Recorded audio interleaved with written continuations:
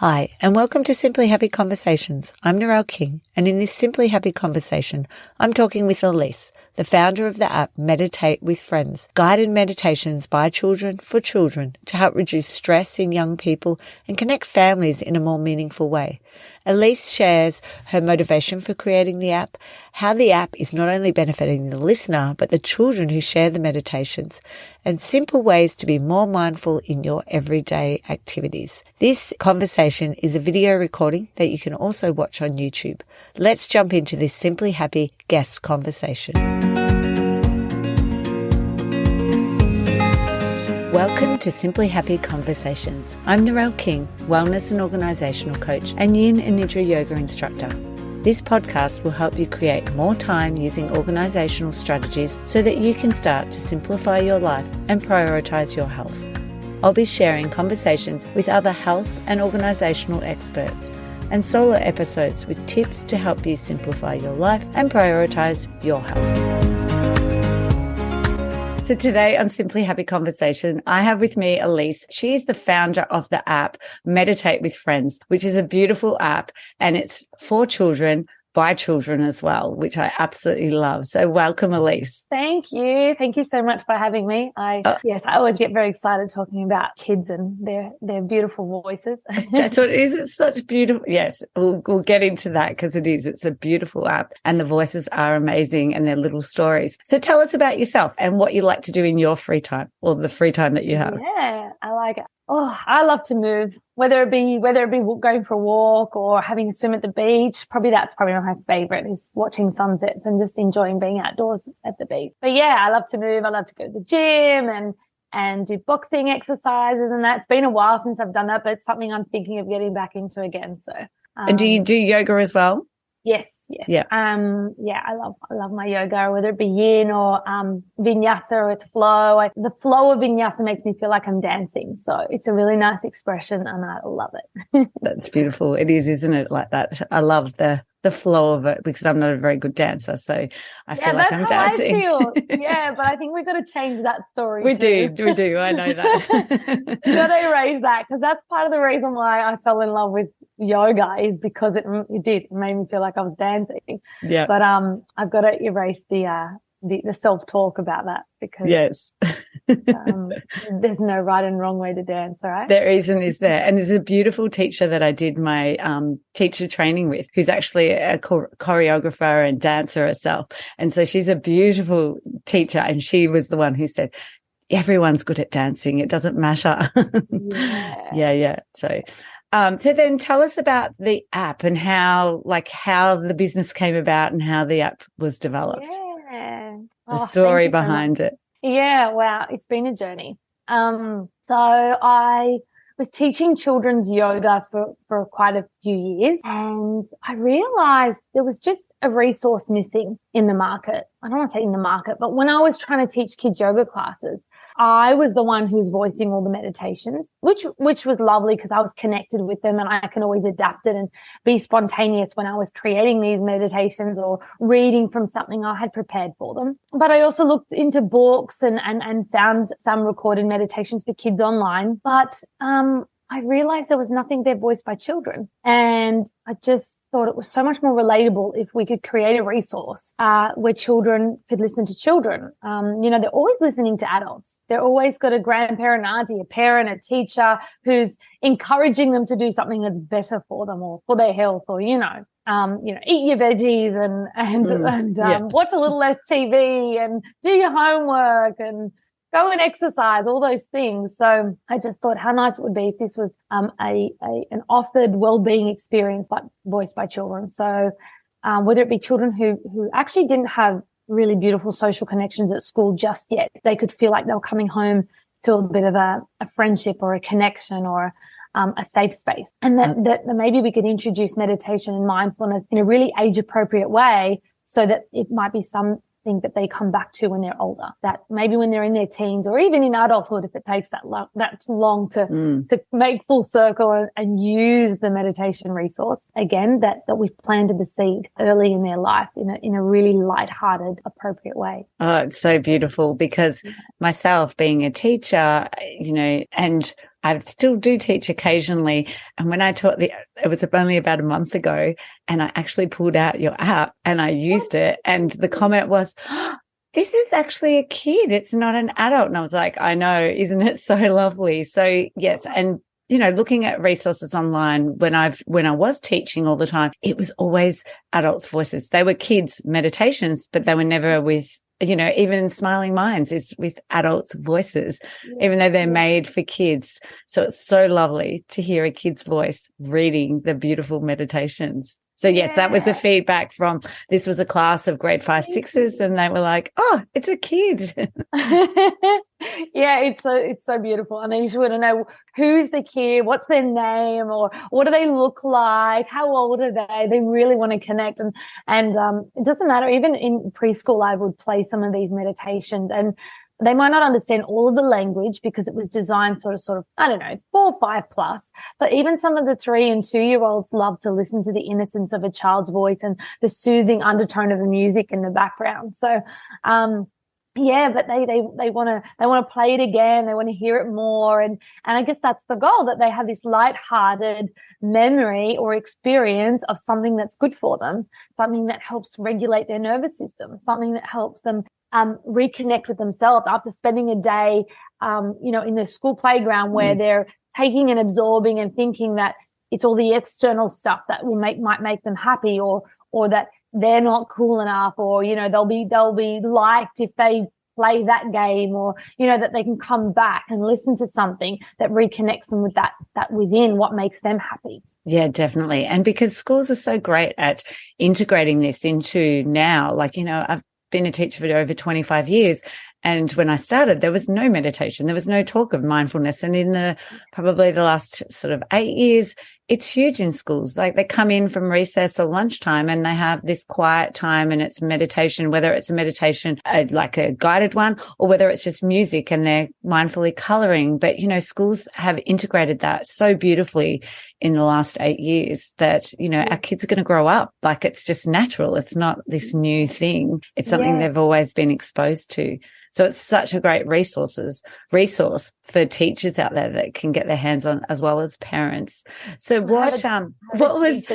I get excited. No, go. Yeah, tell me about the teacher. Yeah, so what we can say. I have a teacher who sends me sort of little pictures that I then delete. But she's just like, it's working. Look at this little, you two who's just like at peace. After lunch and clearing their mind before they refocus again for the afternoon. So it really is true for teachers. It is a great resource for home or for school.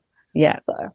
And just because kids expect it, they don't let you go, oh, we're just going to do this today. No. We have to do mindfulness. So, what are you going to do for it today? So, I remember actually very clearly back in year 5 myself, I had a teacher who would always read a chapter of a novel after we come back from lunch, and we could all lie down and get comfortable. And it was such a relief to come back in after being hot and sweaty, and, that time of the day where your energy is dropping, and to just lie and be. And even though that wasn't a meditation, there was a visualization involved in that, and it was routine and it was predictable, and it was a great reset. And I'm sure we were all much more focused for it after that, chapter of just lying and listening. Yeah, definitely. That would have been my experience of mindfulness back when I was a kid as well, was that reading session. Yeah.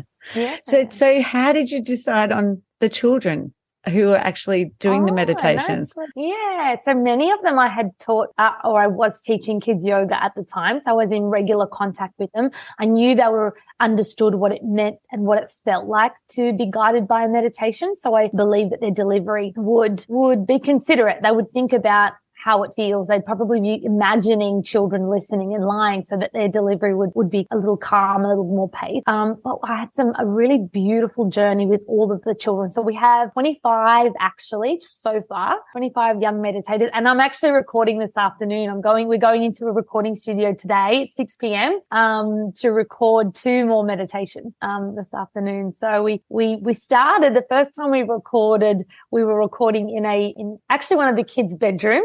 The mum was packing up to move house and they had boxes everywhere and a really good carpet actually. So the room was so good for sound. And the same sound engineer, our sound producer that is helping me today was there back in 2017 when we did our first sample recording to test it out. Yeah. That's amazing. It was. And, yeah, he's a great guy. I worked with him and actually before and after care for many years. So he's really good with kids. He's so good at making them feel comfortable and confident. So he was the first person I thought of when I thought, where do I start? Like I have no tech background. I had only ever worked in early childhood and before and after care. So I had plenty of experience working with children, but no tech, no recording, no app development whatsoever. I was jumping in deep, but so committed to not just create like an album of these kids' voices, but I wanted to create a platform, hence the app. I wanted something significant so we could host. And my vision is to have hundreds of children or thousands of children, the voice of many different meditations, to include many children, but to also give these kids opportunities, and to allow children who are listening to feel they can find their little friend, their meditator, their someone who resonates with them so that they can enjoy it. It's not just a chore. Yeah, definitely. But yeah, so we had little ones on there who might have had, like a bit of a lisp and happened to be, going to speech therapy at the time. And then this practice and this inspiration to become a young meditator on the app was so exciting for them. They would practice this script and practice and practice and practice more than their speech homework. And it's so special because the mum was like, there's so many words that have improved because, I'm not going to share like specifics of who it was at all. Yeah. But she just grew. And then her confidence with speech and language grew because she felt important and she felt heard and her speech was not holding her back in any way. She was going into a recording studio and the voice of a meditation. So that's just one story. We had another child, I'll be more general, another child who was actually struggling with mental health themselves. And I'm just picking how I deliver this story, hence my delay. But and the message I got, this child didn't want to participate in any group sports because they were feeling so shy and not confident within, and didn't like to try new activities. And so after the recording, so there was some hesitation, and they didn't want to record, but then they said, you know what, if it's gonna help other kids feel better and not feel depressed, then I'm going to do it anyway. And so the recording happened. And then after, I got word back from this child's parent to say that he wanted to join a volleyball team and he'd never wanted to do anything like that before. And he just decided, I'm going to join something random and have fun. And it was like the spark of being open to trying new things. Yeah, so the journey that so many of the children, like this is just two of them, have had. And that surprised me. I had this vision that I was going to help all the listeners, all the kids listening out there in their homes, and each story along the way of children just blossoming or, making more friends or talking about it or meditating more themselves just grew and grew and grew. So that grew my passion and motivation to keep going and gave me a double purpose. Oh, definitely. Yes. Because I'm sure the same. I wouldn't have expected that a little bit, but not to the same degree that it's, inspirational to go, okay, I just need to get more kids in to also be helping those kids deliver their message and share their voice, isn't it? Yeah, we even jumped on into a workshop. So there was during lockdown, there was some kids art workshops happening, and I knew someone. Actually, we just connected online, and she found the app and said, "Do you think we could somehow have a kids guided meditation before they start this art workshop?" And I got all creative and excited, and I actually got all the kids involved. So we all checked in on Zoom, and I was like, at my home in the west of Sydney, and then I had kids checking in from like northern Sydney and eastern Sydney to guide the meditation to a group of children scattered all across Sydney. Wow. For this art workshop, and me watching on and like being the participant and listening to some of these young meditators from the app guide strangers, like children they'd never met live, was just, I was so amazing. Emotional. I could almost feel the tears welling up. Honestly, like I've worked through all of that. I've cried many a time listening to these meditations because it really hits a spot, but that was so special. And parents were in the background listening in and just how proud they were yes, of so proud. Yeah, that's amazing. What so what about the meditations themselves? Who actually writes the meditations? Do the kids have involvement, or you're the person who writes them out for them? Yeah, I'd love the kids to have an involvement at some point. So far, it's been me. I've had a lot of experience with different meditation forms. I meditate regularly, whether it be like a mantra meditation or body scan meditation or breathing meditation or yoga nidra. All these kind of meditations have a little bit of a structure to it, and I try to follow different structures so that it suits different children. Yeah. We're about to introduce, I actually collaborated for the first time with a woman named Danny from Zenful Mind. I think Zenful Mind, I think I got her name right, her business right. But she's an EFT tapping specialist. Oh, wow. And because that was her background, I wanted it to do it justice. So I asked her to write that script for us. And we are waiting for the final tech touch up for that to be uploaded to the app. Yeah. Amazing. Yeah. And because it's a collaboration, it will remain free on the app. So we have about 7 meditations on the app. We have a collaboration with the Sydney Local Health District, actually, and we created an Aboriginal collaborative. It's a complicated thing to explain, but we produced a program. It's still it's released, but it's very new. It's called Jarjum's Connection, and it's a children's yoga program that incorporates a lot of Aboriginal culture, practices, and language. We created a meditation specifically for that. So I'm creating lots of collaborations, and there's another one with someone else. And that's to go into like a parent help program, basically. But there's so many different ones. So any collaborations are going to remain free. So that we can share, but there's also, about 5 or 6 meditations of ours that are free and on there and available. But, so I mostly write, back to your question, I mostly write, all of them, but I am starting to branch out and get a little bit of help from specialists. And I would love to run a child writing workshop where I can have kids writing them and voicing them. That would be amazing. Yeah, that's really, that would be a great, because then you're joining that whole writing skill as well as the speaking, isn't it? Oh, yes. Some class would love that. Some teacher would love that. Wow, it's so funny you say that, because I actually finished last year writing a program called Growth Mindset Program. And in that program, it includes tapping, meditation, and writing. So, and it's a 7-week program that starts with a bit of free writing and journaling to get children enjoying the process. And then by the end, kids are actually encouraged and guided how to write their own meditation. And this is a classroom design program. So, I have plans for this program to be in school. So we're working on it. Yeah, that's great. Yeah. So what you're saying is like, I'm doing it. I'm trying. I'll be championing that and sharing it with schools that I've taught in the past. So tell us then about the benefits of parents getting this app for meditation for their kids. Yeah. It's really easy to do together. I think that's one of the biggest things. And I'm a mother. Sorry, I'm going to adjust my sitting. I'm a mother of a 2.5-year-old, and I see how time is so hard to come by as a parent. You're spread thin and you're managing your passions or your work, household duties. And even if it is delegating, even if it's just getting someone in the family or your partner to kind of know what's in your head, because majority, I think, of mums are running the show in a way. And even if they've got a really helpful partner or family member, I feel like you're delegating. So your mind is just so full. So to get the chance to actually meditate or relax and wind down with your child, for me, it's a 2-in-1, and it's beautiful. Like when we as adults listen to a child's voice, it's soothing. It takes us to our inner child. And if we are calm, our children feel that energy so easily.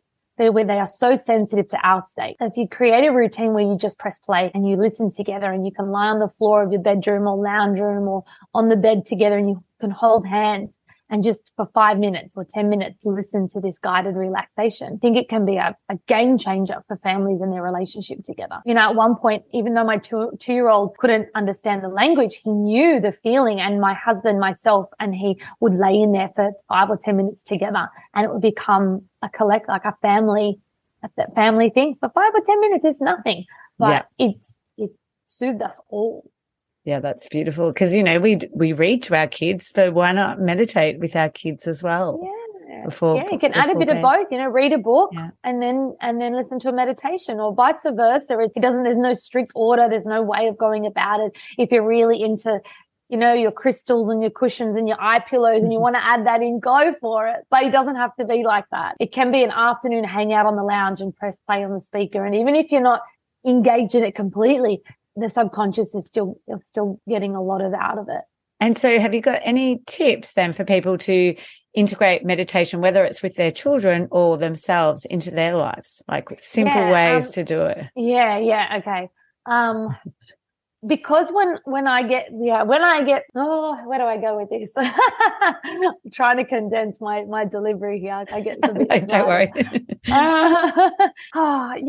Mindfulness is being in the moment. It's being present. So if it's too challenging for you to listen to something, having little reminders, sometimes I might write on the bathroom mirror with a whiteboard marker, take a deep breath.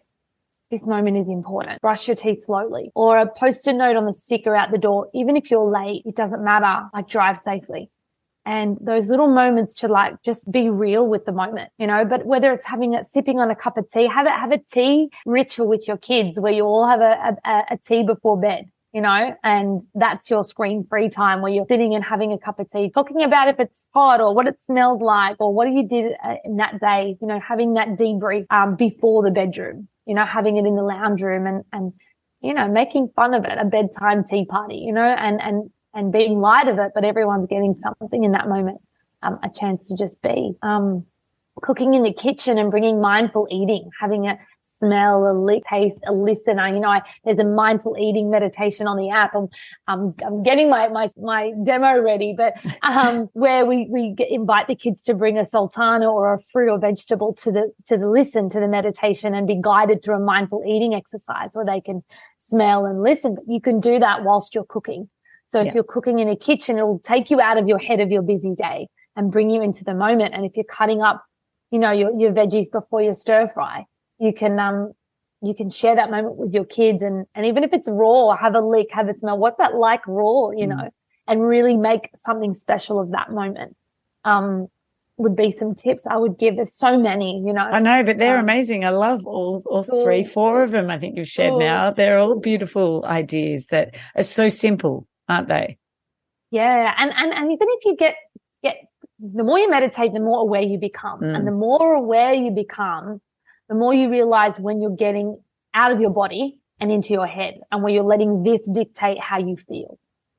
And if you can start to become more aware and tap into those moments, you'll know where you need the reminders. So whether it's when you're vacuuming, and sometimes that happens to me, it's my example, is I'm vacuuming and somehow I end up in a bit of a frustrated rage sometimes. And I'm like, I'm cleaning. This is great. I'm going to feel fresh after this. But sometimes would it be the repetitive action and the quietness of not doing much else has me end up in my head about what I didn't get to do that day or why I wish I wasn't the only one who vacuumed sometimes. Yeah. And so for me, putting a post-it note on the vacuum would be really helpful and go, be in this moment, get every corner, enjoy it and know how good it feels to make the space feel fresh and dust-free and breathe through it, be in it, feel the sensation of that, the vibrating vacuum cleaner and be in the noise of it and just be with it. I get to vacuum. I get to walk around my house and I get to vacuum. I don't have to sit and feel debilitated anyway and have someone else have to come and do it. And it can, as soon as you start to become more aware, the whole mindset and conversation in here shifts and then the feelings shift. And instead of feeling frustrated or annoyed at someone for not doing it for you, who you wish would be more helpful, this is just an example. Yes. Or that the mess keeps happening, that, it's only going to last 6 or 8 hours because they're going to muck it up again.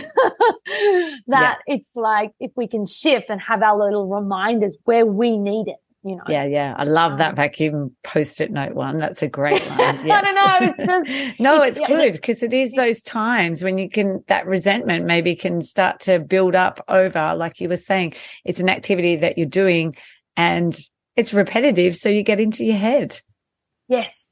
Yeah. And then when we get into our head too often, we build on that storyline, and that can affect relationships. That can actually, in our mind, we can start to tell ourselves that we're not loved enough, because it can go that far as, I don't get help, I do all this for nothing, and it can exaggerate into much deeper, bigger feelings. So if we come all the way back, strip it all the way back to just sitting, being with ourselves, the chatter doesn't have to be gone, but the practice of taking time to be still will develop the skill. It's like exercise. It's like building a bicep, Yes. It's the ability to be resilient in your mind, to keep coming back to what's here and now.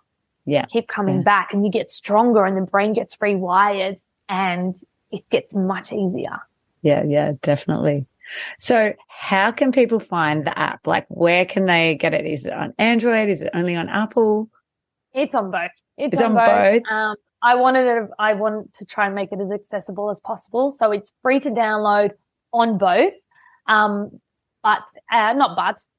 We need to generate an income so that we can create more meditations. But I think I mentioned earlier, there's about 6 or 8 and growing free meditations on there. Yeah. But if you want the full 20 or 30 that our library is continuing to grow, I try and record every 6 months or so. It's $30 a year, $29.95 a year, amazing. which is yeah. Because I really want a lot of children using it. I want I want it to be easy. I want parents who think, oh, I can't do that, to be able to do it.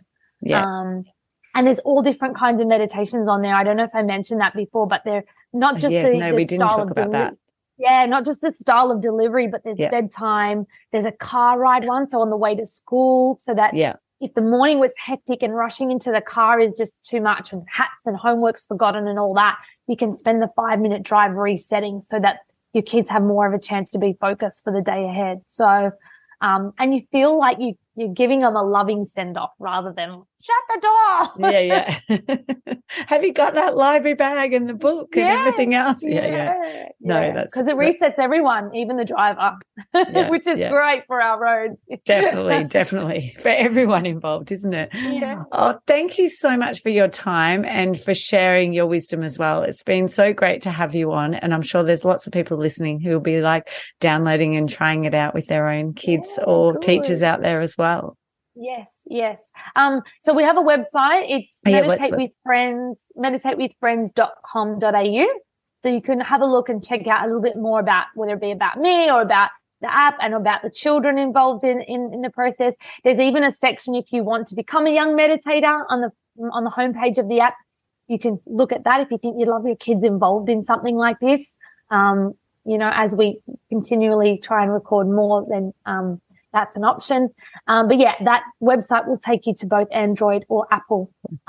Links will direct you straight there. So it's beautiful. And I will definitely put all those in the show notes, as well as your social media, Meditate with Friends. Thank you so much, Alysse. It's so lovely to have you. Thank you for your time. I really enjoyed the chat. Thank you so much for joining me for today's Simply Happy conversation. If you'd like to reduce your paper and digital clutter and free yourself from the overwhelm of clutter so that you can claim back time and space to enjoy the things you love, head over to simplyhappy.com.au in the resource section and grab the declutter checklist and start to reduce your clutter even with small amounts of time.